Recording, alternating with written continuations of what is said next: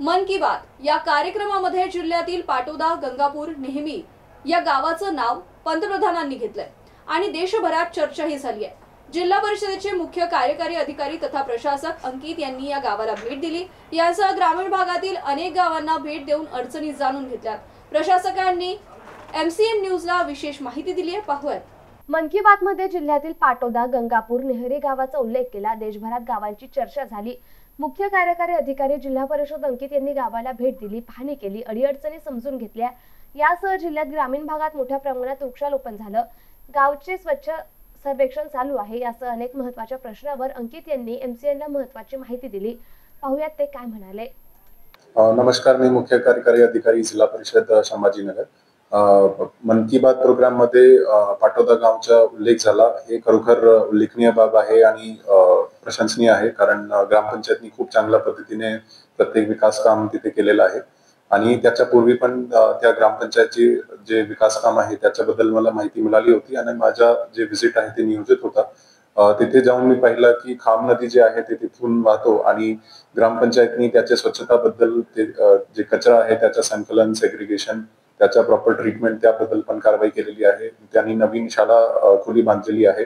तिथे जे इन्फ्रास्ट्रक्चर आहे, ग्रामपंचायत कार्यालय असेल, शाळा असेल, ते अतिशय सुव्यवस्थित होता आणि स्पेसिफिकली सॅनिटेशन बद्दल सीवेज ट्रीटमेंट प्लांट त्यांनी तयार केलेला आहे आणि पुढे पण ते एक्सपॅन्ड करण्यासाठी त्यांचं नियोजन आहे।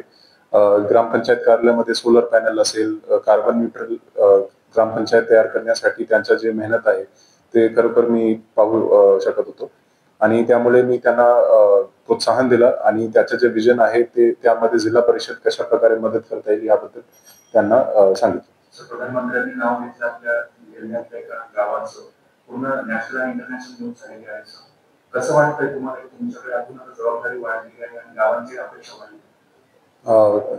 अपेक्षा खूप आहे आणि जबाबदारी पण आहे, पण महत्वाचं आहे की जे सरपंच आणि ग्रामपंचायत बॉडी आणि ग्रामसेवक सगळे लोक मिळून तिथे काम करत आहे आणि सर्वांचा एक विजन आहे। त्यांनी स्वतः जबाबदारी घेतलेली आहे की गावाच्या विकासासाठी त्यांनी मेहनत करायची आहे आणि या पद्धतीने जर प्रत्येक गावामध्ये लोकांनी इनिशिएटिव्ह घेतला तर आमच्या मार्फत फॅसिलिटेशन आणि सपोर्ट त्यांना मिळतो आणि त्याच्या आधारे ऍक्च्युअल फील्डवर जे काम करायचे ते त्यांना करायचे आहे आणि नक्की त्यांचं जे चांगलं काम आहे ते राज्य आणि राष्ट्रीय स्तरावर पोहोचण्याचा प्रयत्न आम्ही पण करतो।